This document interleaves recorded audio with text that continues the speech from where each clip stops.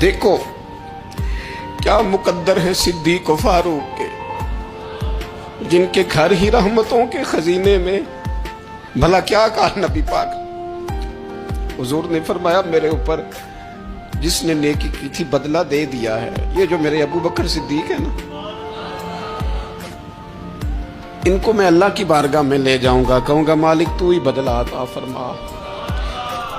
ہاتھ میں جناب صدیق کا ہاتھ پکڑا، ایک میں حضرت عمر کا ہاتھ پکڑا، اور حضور مسجد نبوی سے باہر آ رہے ہیں۔ دیکھنے والے کی زبان سے بے ساختہ سبحان اللہ نکل گیا۔